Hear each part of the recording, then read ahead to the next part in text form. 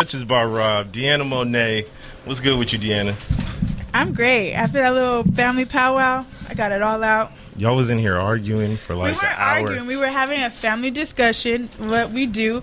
Unfortunately, since I'm a female, we can't like scrap it out how we used to as kids. So now we just got to use our words and communicate like adults. Which y'all both do poorly, so. I did a great job. I didn't get irate. I didn't use any cuss words. I listened. Those are all the things that they teach you in therapy. I did it. Well, we got Chris O'Bannon in the building tonight. What's the deal, man? What's going on? What's going on with you, man? How you been? Nothing much, man. I've been good, man. I've been blessed. I really cannot complain. Yeah? I really can't. I mean, I could, but what's the point? Yeah, that's true. Ain't nobody listening. You feel me? So, tell the people a little bit about yourself before we get all the way into it. Okay, well, I'm from Compton, California. I'm a black guitarist, singer-songwriter, artist, music extraordinaire, I would say. I could do anything musically. And I'm just making waves in the industry through different avenues. Like I produce for like a lot of artists in the Bay Area, a lot of artists in LA. Like I'm working on G Perico album with him right now, working with RJ. And that's all from I just moved back from the Bay. I lived out there for 6 years. So what was going on up there? Were you in school? Yeah, I went to school. I just graduated from San Francisco State University. Congratulations. I went to school in the Bay. Woo. Where you go? FIT'em. Okay, yeah, so you got all the swag. Yeah. Hell yeah, that's what's up. Yeah, I love the Bay. I know you love the Bay. Right? I didn't actually. I hated it. The worst time of my life. I was there for a year and I transferred after my second year. Do they have, does FIT'em have something out here too or no? Yeah, so I was here. Okay. I did a semester here downtown LA and then I went to San Francisco. Hated it. When did you go? Like what year? 2010. I graduated in 2009 and then I took a couple months off. But the Bay is just a different vibe. It wasn't for me. I definitely hated it my first year, but I got forced to stay out there and then I got accepted into the culture. So I was like, once you really understand the language of the Bay Area, then it's like, all right, but when you first go from LA, you're like, what is this? Like, it's cold. First off, it's cold. I was for sure about to ask, what's the biggest difference about it? It's cold, bro. Like, you could be in the house and it could be sunny and you look, all right, for sure, I'm going to get dressed. And then you go outside and it's straight windy. No, the sun is not, it's just a light. It's not really like heat. That's crazy. So, I mean, but the biggest difference for me is just the people. That's why I love the Bay Area, because just the people is a lot more, like, genuine, like, more so they don't care what you do. That's the infamous Los Angeles question. Oh, so what do you do? Mm-hmm. In the Bay Area, it doesn't matter. It's just like you here right now. Okay.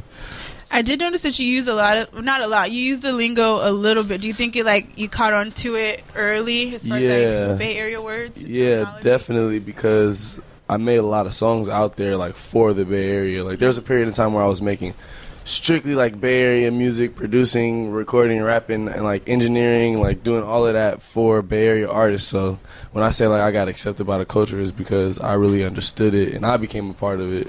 So sometimes I don't understand the lingo that I'm saying, but I'm confident that I am saying some Bay Area lingo for sure.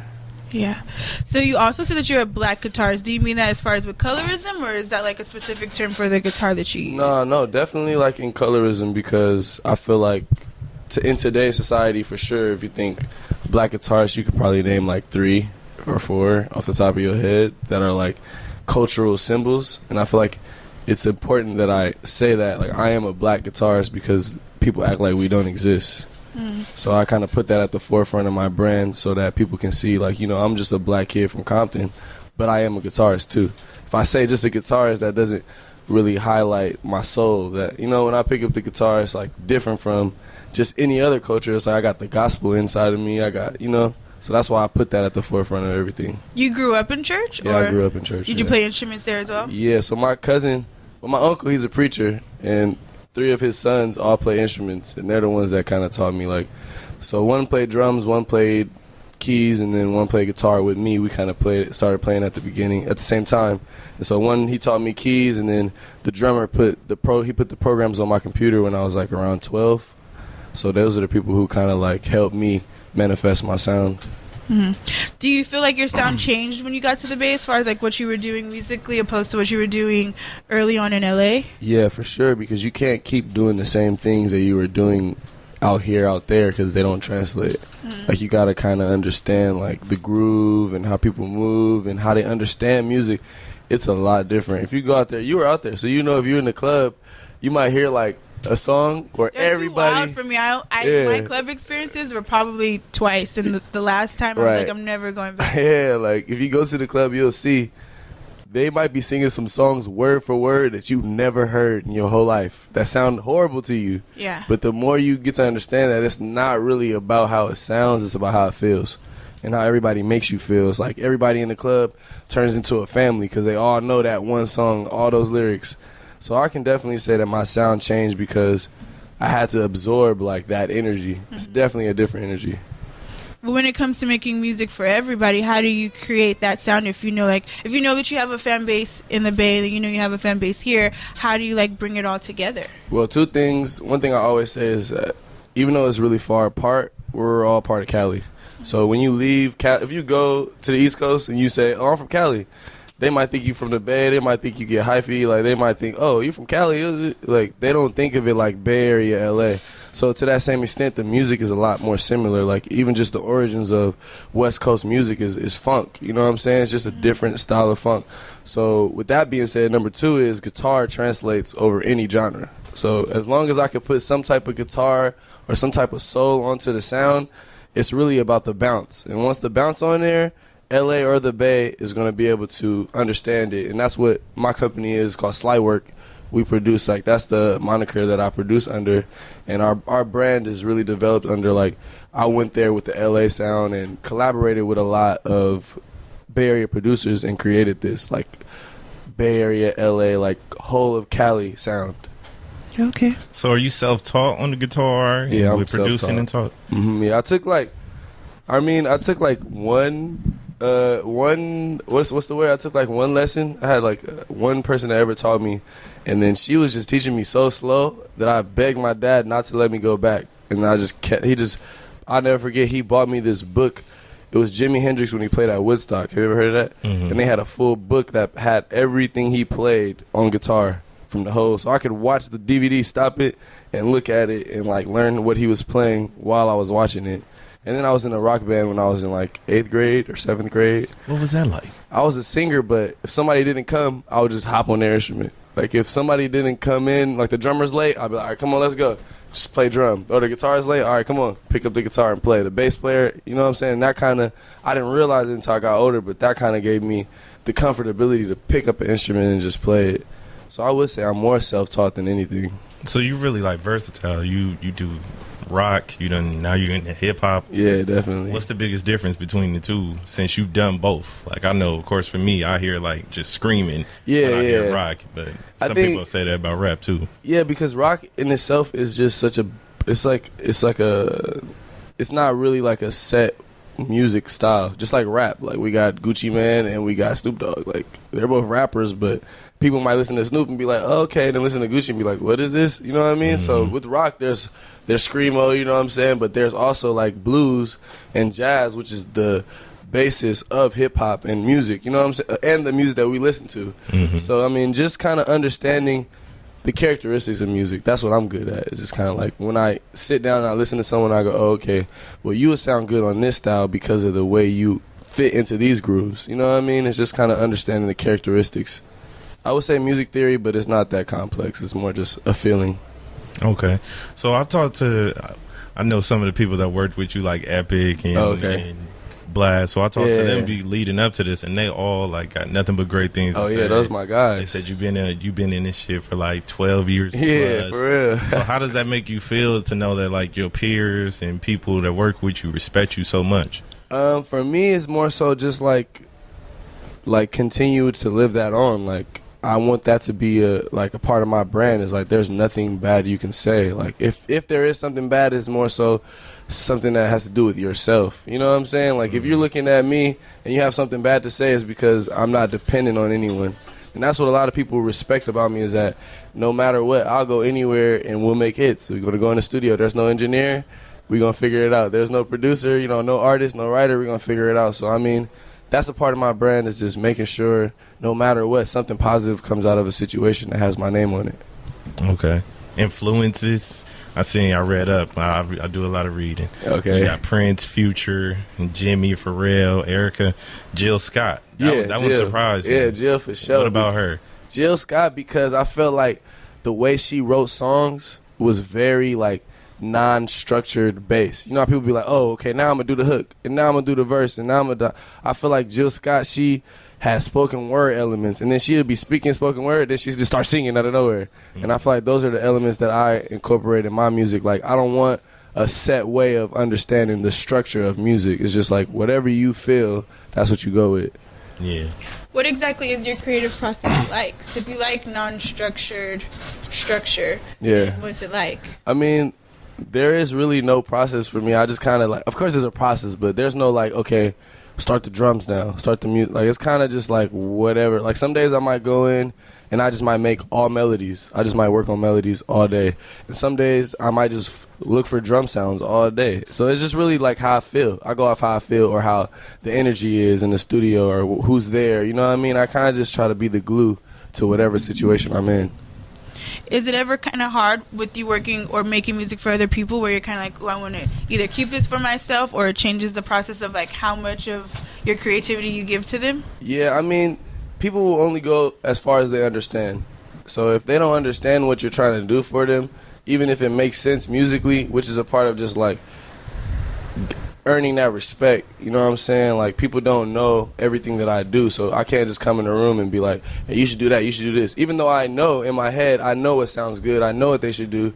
So it's more so just like I said, being the glue. Like, and part of being the glue is just fitting into any situation. So if I could read someone and see, okay, that person's not really open to what I'm saying, I'll just play the back burner until like, okay, now's my time to shine. Because there's always going to be a situation where that person's like, all right, what's next? And then that's where I come in. So I don't I don't force nothing on nobody, because I know my sound and I know what sounds good. But at the same time, I know that I don't know everything. So I'm not going to be like Simon Cowell, like, do that, take over. Like, nah. I just kind of go with the flow. That's my thing, go with the flow. Are there any artists that you want to work with as far as like kind of creating a sound and giving them a vibe that you like, any artist that you see right now where you're like, oh, I can do something for you or give you something to kind of brand up? I think I would like to do a project with Ty Dolla $ign, just because he's like one of the very few people out here who does play instruments, and I feel like he could go like for just one album, like a more musical, like John Legend-esque album or EP, to where it's very musical, like the musicality goes up to where he could go on tour and just highlight the fact that he plays instruments, because that's how he could just take it to a whole new level. But man, shout out to Ty, because everything he's doing is groundbreaking. But that's like one of the very few people who I would like want to work with. Okay, so the beginning of your career was like, it was a real struggle. You was using like camcorders, USB mics. Yeah. Like, so like coming like now you in like major $1 million studios. Let's talk about the journey, man. Man, well, I think those beginning stages is what made me so versatile, because I had to figure it all out. Like, talking about a camcorder, I really had to play the beat and rap it all the way through without messing up, just to have a song. And so I would have to record hours upon hours trying to understand like how to get it to sound right. And then I just never forget, my cousin, like, he would always tell me like, oh, don't worry about that, you just give it to an engineer, they gonna make it sound good. And I was like, nah, I can't do that. Like, why doesn't my sound like that? Like, I want my sound to sound like that. So thank God I grew up in an era where YouTube, you could just go search everything. I would spend hours on YouTube trying to understand everything, because the thing is, YouTube is great, but it's a lot of BS on there where it's like they think they know what they're talking about, but they're really just trying to get views. And like, so I would have to go hours and hours just searching. So for somebody to really searching for someone to really open up something to be like, that's what I meant. You know what I mean? It'd be 30 seconds in a 10-minute video that show you exactly what you want. I understand, because I was just on YouTube. This is not relevant to your music, but I was on YouTube trying to figure out how to put on eyeshadow the other day. Right. And this girl started eating noodles during the eyeshadow tutorial. I was so sad, because I had like got all the way down. I was like, I put on the first color, then I put on like the little highlight. Right. And then midway through, I'm like, what am I supposed to do now? You know, I've been struggling with my eyeshadow. Yeah. No, I don't eat that. That's sodium. That's not good for your diet. It's all about views. Man, I understand though. So you know the struggle. Back to you. Back to you. That's wild. So the Sauce Meets the World, that just dropped in May. Yeah. So let's talk about that. How did that come about? How's been the reception from it? So Sauce Meets World was more like I was in my room, and I've been working on my other album that's going to drop at the top of the year. I've been working on that album for like 2 years, just on and off different songs. Like, so Sauce Meets World, I really did that project in like 2 months because I just felt like, wait, people just acting like I can't do it. Like, I can't do what's going on. I could take that and I could switch it up. I could put my sauce on it. Because there's a lot of artists now who are kind of coming to the light with music that I gave them.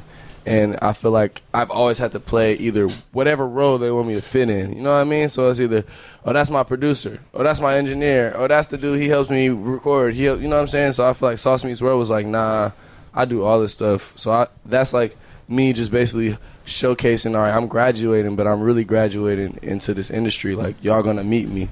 And that's just like Sauce Meets World. Like, I mixed and mastered and recorded every single track on there.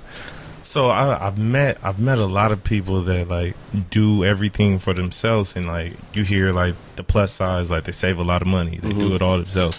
But then like a lot of like the downside is like sometimes they need other ears, like they get stuck in their own sound and just get lost in it. Do you ever experience that? I did around my first. I mean, I have like 8 projects since from 14 to like 23. I'm at right now. I've done like 8 or 9 projects. So my first couple projects was just like throw something together and then whatever happened, you know, I'm done. I'm 15, 16, you know what I'm saying? But as I got older, like it was an album I did, it's called Inertia. And that was the album where I really had to understand that concept of like I need some other ears. And I would bring other people in and they would be telling me things, and I realized every person would be telling me something different. They'd be like, oh, you need to change that, or you need to change this, you need to change that. And I had to realize, like, okay, well, what they're saying is not bad, but I have to, at the same time, understand that my gut is special. You know, my ear is special. So I had to realize that perfectionist thoughts will only hold you back. So when you get lost in your ear, you feel like you need more ears, that's because you're a perfectionist and you're thinking, like, oh, what is wrong with my work? Like, why? Why does it sound this way? Like, why do I need... You know what I mean? So once I killed that off, I was just like, all right, I know what sounds good. Like, so let's just run with it. So, I mean, there's a stage in my life where I did feel like I needed more people to listen or more ears. But as I grew up and I started working with more specific people and just listening to work and, like, understanding why my work was different, I realized that you don't really need other people's ears until you get to that stage where you want to collaborate. 'Cause I collaborate with only a few specific people. Like, my bro DJ West, he's, like, one of my main collaborators. Like, so if it sounds good to him and it sounds good to me, then 10 times out of 10 is going to sound good.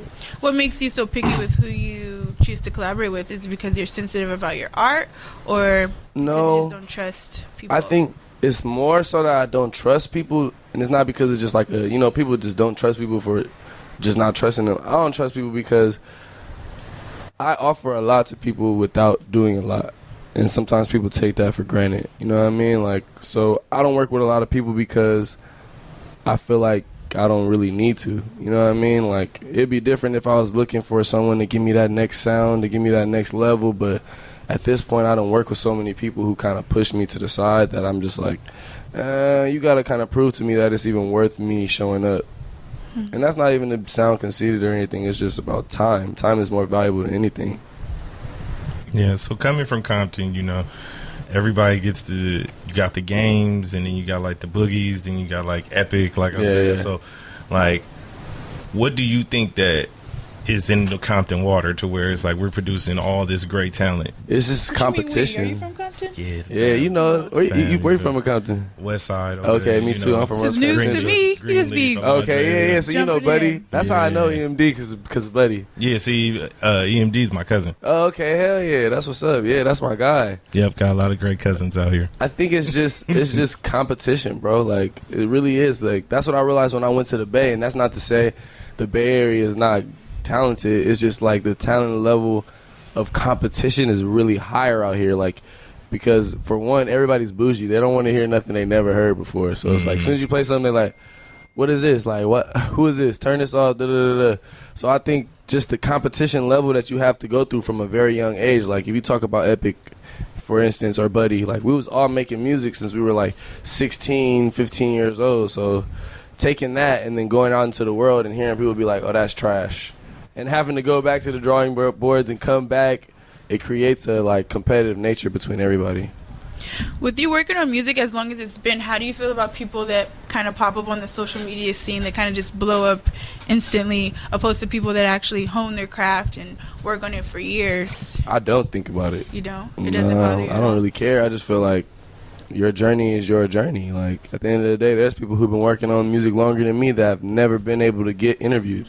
Mm-hmm. So it's just like, I feel like that's more of a, like I said about how if people don't like me, it's more of a like intrinsic thing that you're thinking about, like, oh, why is this person get to blow up and I've been working for 12 years straight?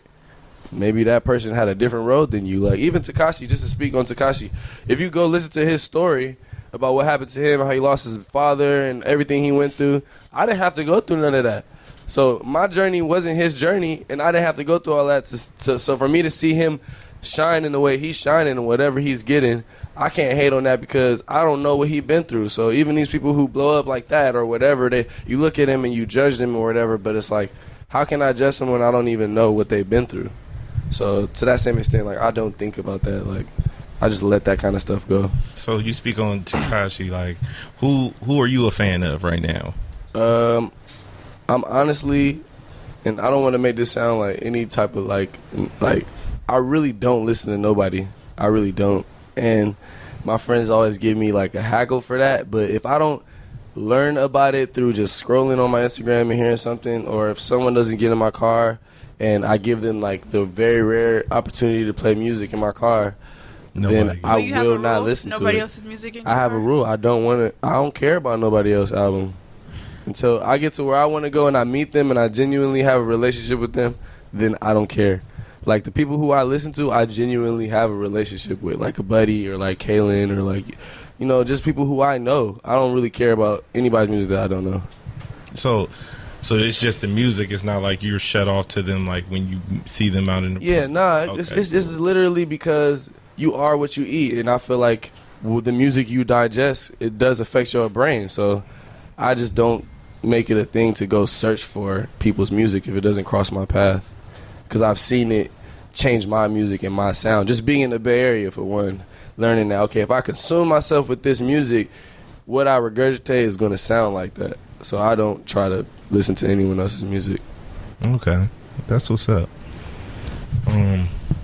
Earlier, you spoke briefly about just music and like technicality. So how do you feel like the difference of people now who do a lot of things digitally opposed to like go. People that opposed to people that like play instruments live for the music? I feel like ultimately it comes down to what you feel. Like, if how you feel is digital and you feel good and you make a hit off digital, then stay where you at. Unless you want to veer off and start trying different stuff, then go to the music, go musical or collaborate with someone. It's just like, I don't think we should get caught up on like where it comes or how it starts. It's just the final product. Like, if it's great music, and that's subjective.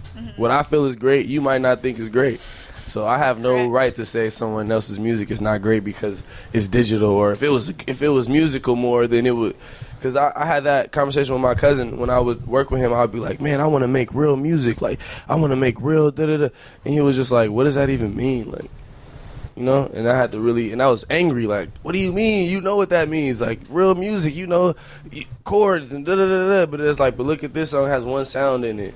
You know, like, this song only has two sounds in it. And it's a hit. It's a classic. You know what I'm saying? So, I mean, I don't really put no weight on nobody. Whatever you do is what you do. Okay, so how did I see you linked up with Laced? How did that come about? So I had a song called Fate, and shout out my bro Quantrell.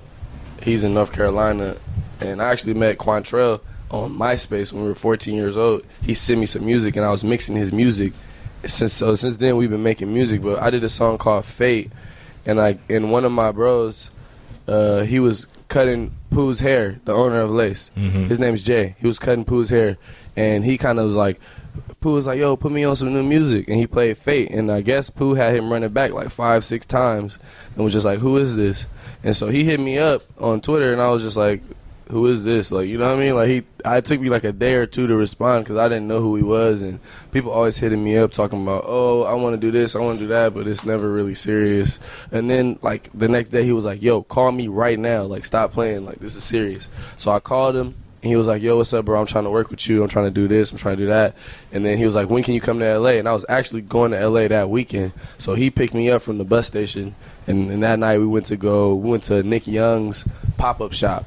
And then there was just a bunch of NBA players there. At this point, I didn't even know who Pooh was.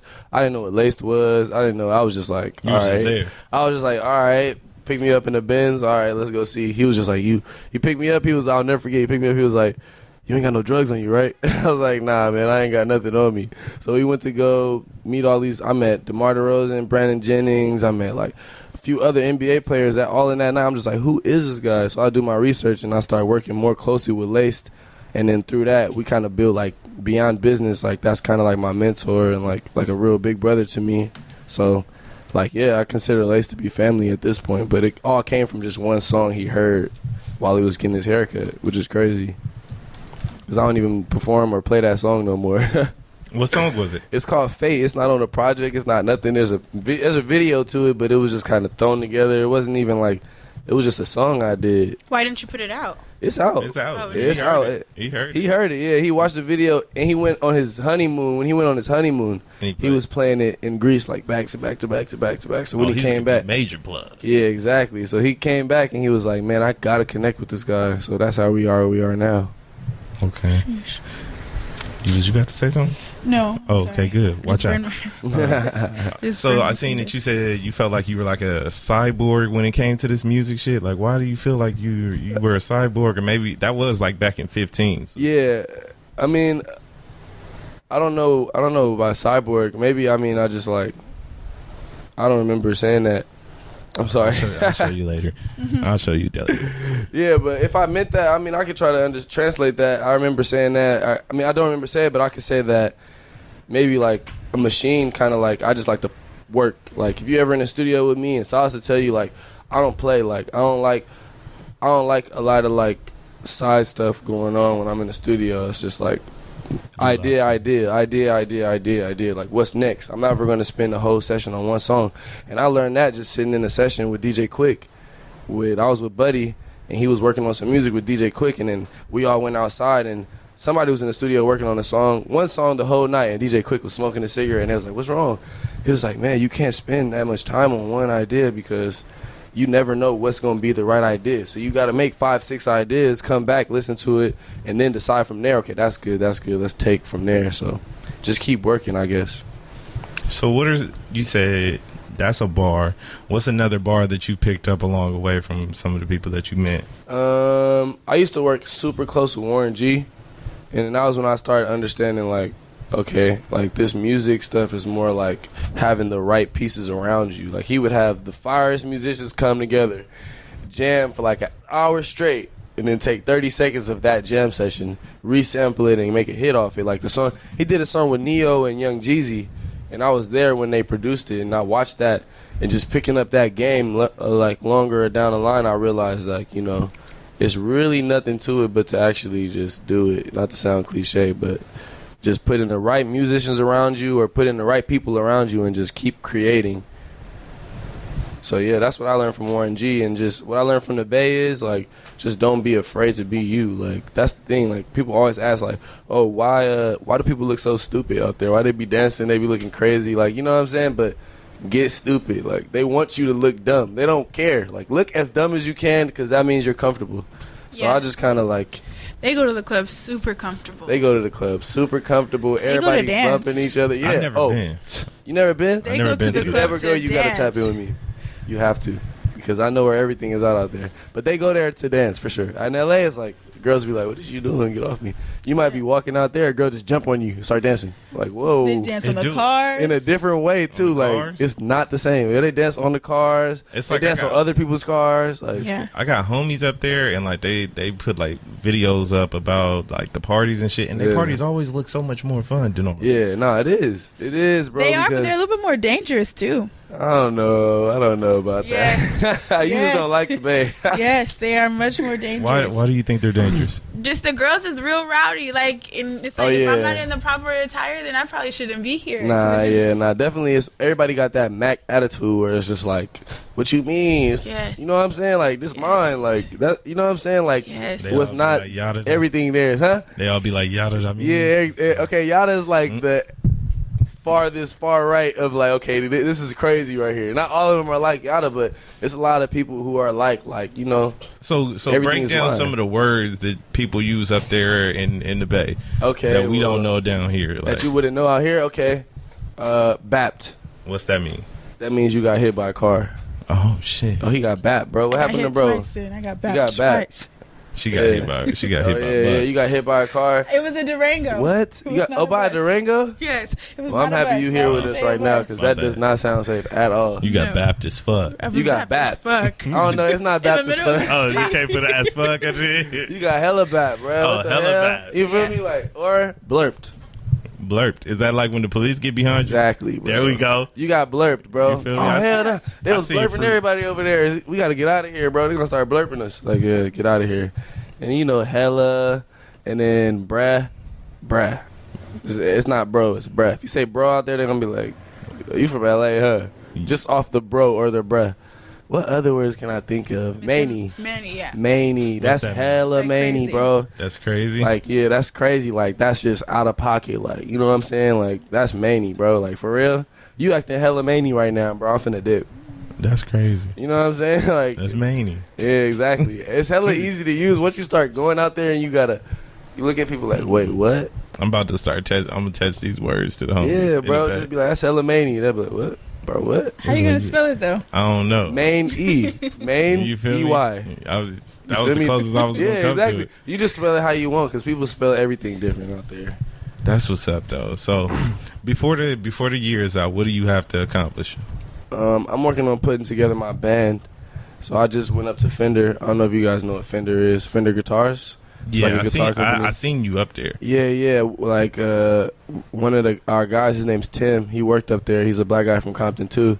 And I went up there to go jam up there, and they were telling me about how they want to work with me. So I'm just putting together my live band. Like, I already got the band. I got the background singers. It's going to be Chris O'Bannon and the Black Queens. I want 3 black women that's going to be singing my backgrounds in a 4-piece band. So I'm just working on really manifesting that dream of being able to tour the world with my band. Yeah. That's my main goal because my album's already done. Like, I got like 30 songs. You got 2 albums. Are you gonna break those songs into? I'm not putting them all out. Okay. I'm you just gonna do deciding. like 7 track albums? I'm gonna do like 14. I would have just put out 30, but you know, Silas was otherwise. saying like, Mhm. nah, I man, you know. can't do that, man. You gotta break the record. You gotta roll out. I'm like, man, put it out. Cause I'm coming from a place where I just put it out. You feel me? But you can't think like that. Yes, you gotta listen to Silas. I know. Yeah. I'm listening, man. I'm listening. I know sometimes he probably bust your balls. Oh balls. God. You gotta listen to Silas. You got to, man. You got to find those people. I'm blessed to have those type of people in my life, so I don't take that for granted. 10 years from now, where do you see yourself? 10 years from now, I see myself in like humble, somewhere in the woods with a studio, mansion, just creating music. People flying in to work with me. Oh, like 5, 6 studios. Yeah, you know what I'm saying? 5, 6 studios. And just having like the top artists all there at one time. And just going from room to room, working with people, creating albums. Like, what I really want to do is be that person that people go to for albums. Like, man, the label want me to finish this album. All right, well, come to Humboldt, fly out here, just stay here for a month, and we'll finish it. That's what's up. That's a dope one. I've never heard nothing like that before. Yeah, man, I'm trying to do it completely unprecedented. Yeah. With Sauce Meets the World, what was your favorite song on there? My favorite song is The Motto. Because for one, it's just like I'm a young nigga in my bag. I fell off, then I had to bounce back. They hated on me. I cannot forget that. It's just like every line on that song speaks to like the underdog and how it feels, and it's the motto to what you should do when people hate on you.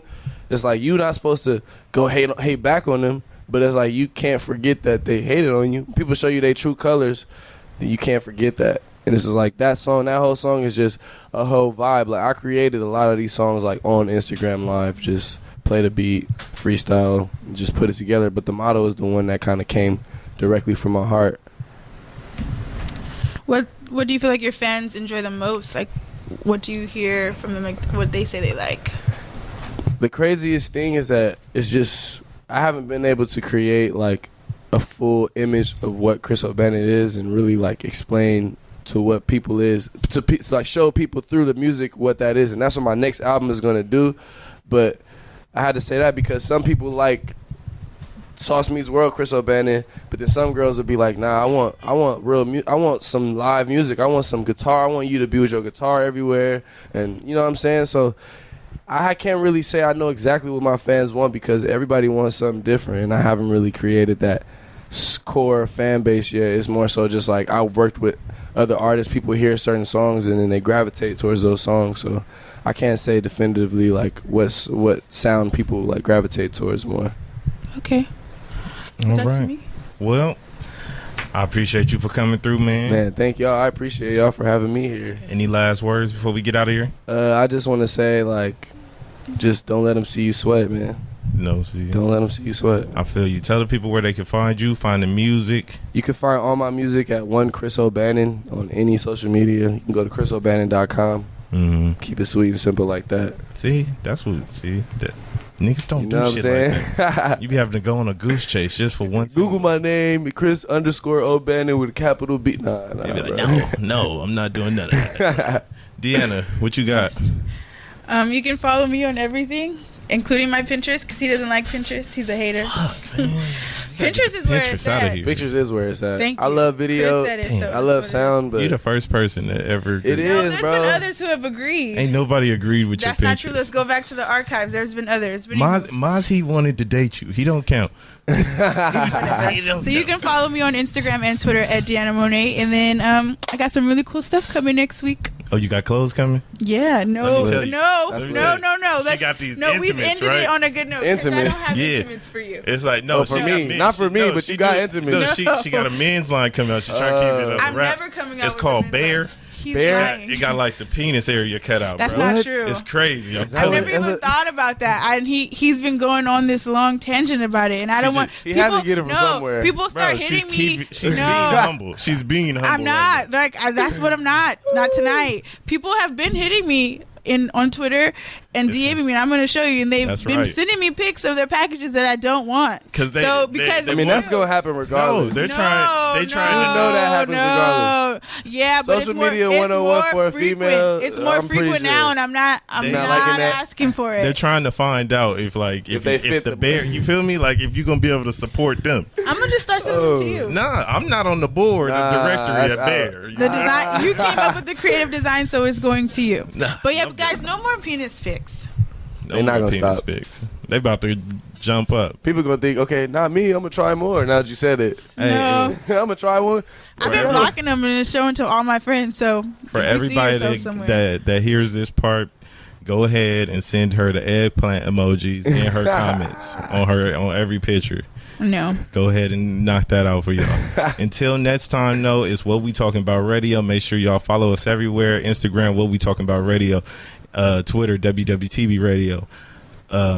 Everywhere you can get your podcast, all podcast platforms, What We Talking About Radio Podcast. YouTube, What We Talking About Radio Podcast. You can find me at ProductionByRob on everything. Don't follow him. He's really boring. Don't be a hater. All he posts is pictures of himself on a computer. I do. Looking busy. Because I be Looking fake busy. busy. Business, Hey. doing the Looking Hey. fake booked and busy. Hey, turn the camera. Pan the camera. Never not working, baby. Never not working. Till next time. Next time.